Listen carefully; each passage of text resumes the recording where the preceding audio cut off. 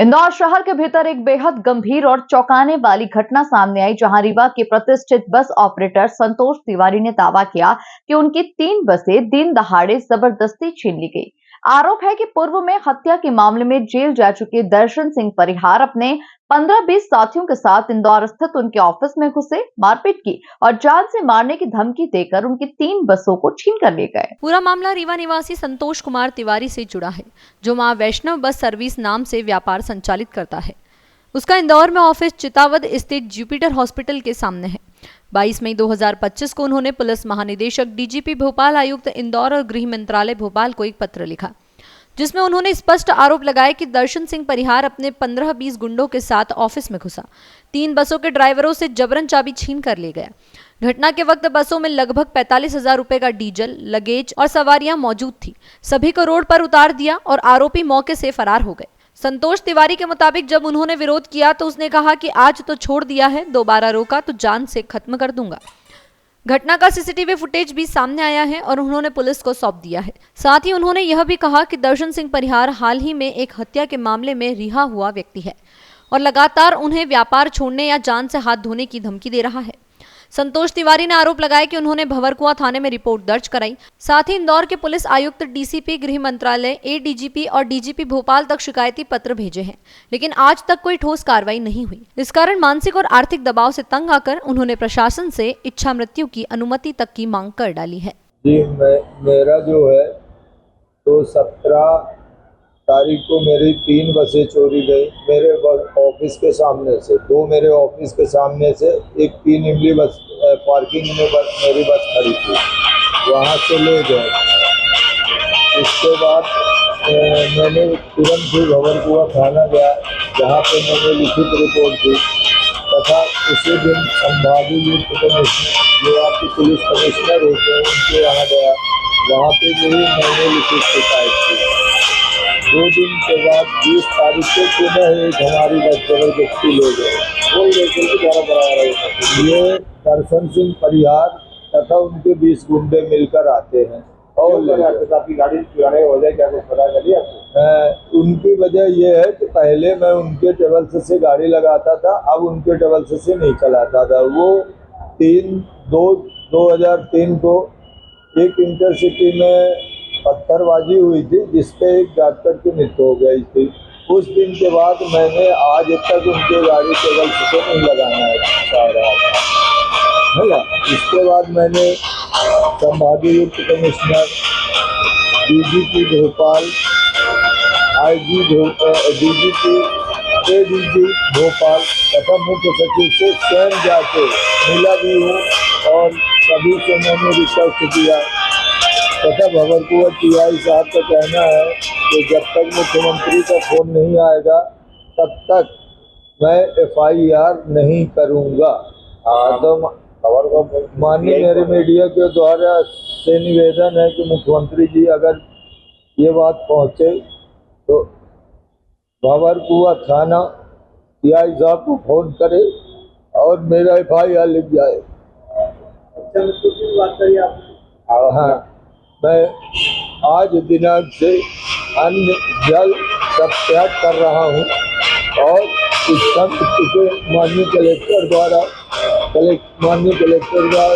जी से मांग किया हूँ और शायद मेरी इच्छा मृत्यु की अर्जी ले ली गई है और इच्छा मृत्यु की मेरी अर्जी ले ली गई है तथा मैं माननीय सभी अधिकारियों एवं सभी मीडिया जन से अपील करता हूँ कि मेरी मृत्यु उपरांत जो मैंने लोन सुरक्षा लिया है उससे मेरे बैंक का लोन तथा मेरी परिवार की सुरक्षा हो सके। मेरे परिवार में मेरी पत्नी के अलावा कोई नहीं है, मैं और मेरी पत्नी 2 लोग हैं। मैं यहाँ पे और मेरी पत्नी इंदौर से 750 किलोमीटर दूर रीवा पे है। उनको शायद ये खबर भी न मिलेगी कि मेरी मृत्यु हो गई। मेरी मृत्यु उपरांत मैंने अपनी लाश रीवा GMH हॉस्पिटल में पहले से ही दे रखा है। तो मेरी बात कलेक्टर साहब से तो नहीं हो पाई। तो सेकंड कलेक्टर को सर से थे जिन्होंने सेकंड कलेक्टर जो भी है साहब ने कागज लेके और अब कागज तो ले लिए हैं। अब देखिए मेरे क्या होता है। आपका नाम?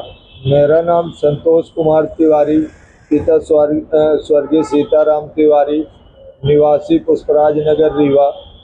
हाल यहाँ पे मैं डिजिटल हॉस्पिटल के सामने 3 इमली बस स्टैंड के सामने मेरी ऑफिस है, माँ वैष्णो बस सर्विस रीवा के नाम से, और मैं वहीं पे ऑफिस पे ही रहता हूँ। मेरा यहाँ कोई घर द्वार नहीं है।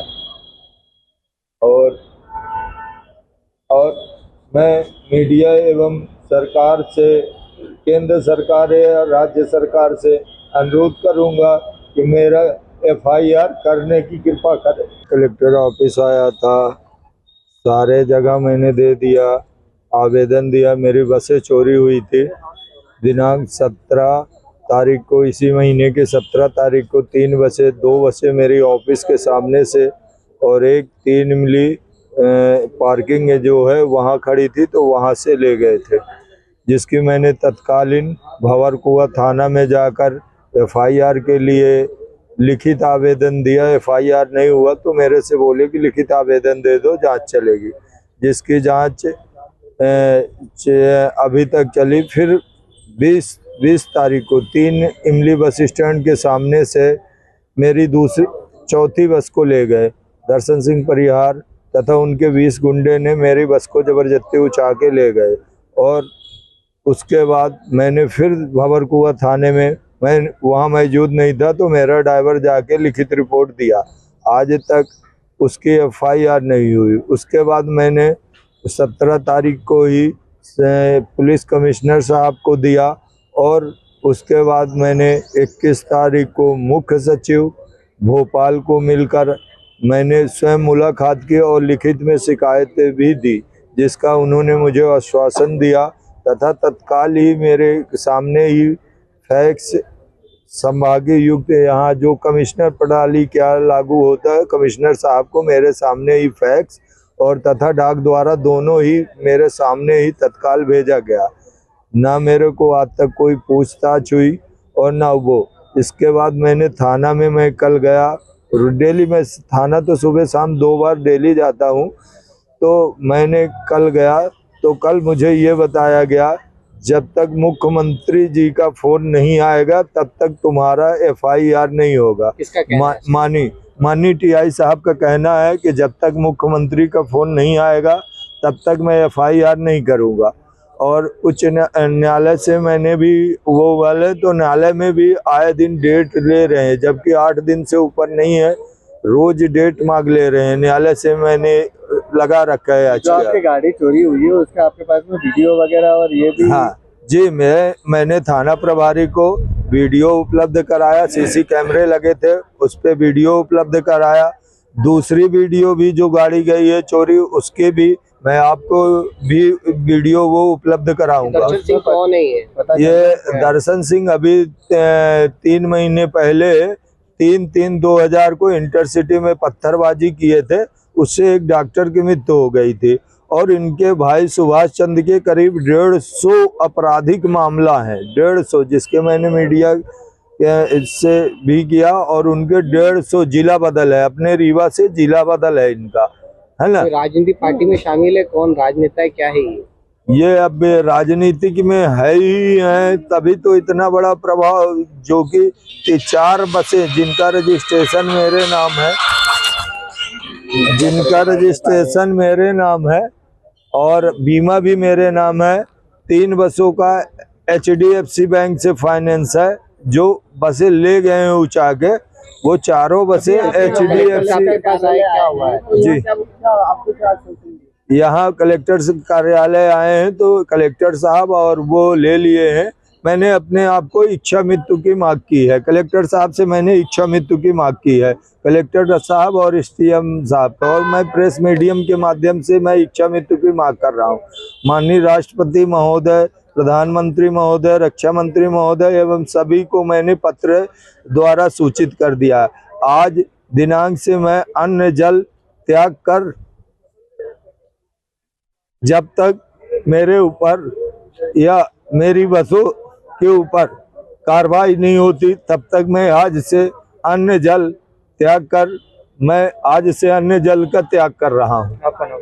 मेरा नाम संतोष कुमार तिवारी है। बसें आपने जो फाइनेंस कराई हुई है उस पे कितने का कर्जा है? उस पे करीब 2 करोड़ रुपए का भी कर्जा है मेरे पास, और उनका मैंने लोन सुरक्षा बीमा ले रखा है।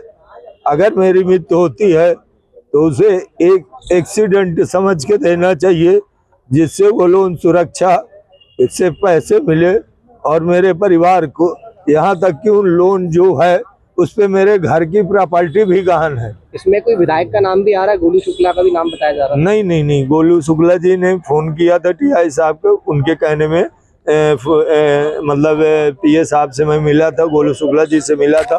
उन्होंने मेरे सामने ही टीआई भंवर कुमार राजकुमार यादव जी को फोन लगाया था। उन्होंने उनसे कहा कि मैं देख लूँगा, लेकिन मेरे को 3 दिन बैठाए रहे, आज तक कोई एफआईआर नहीं हुआ। नाम बता दो। मेरा नाम संतोष कुमार तिवारी है। पुष्पराज नगर रीवा का वैवाहिक रिवायत है और मेरे खिलाफ आज तक कोई भी एफआईआर नहीं है। इंदौर से द नेशन टाइम की रिपोर्ट।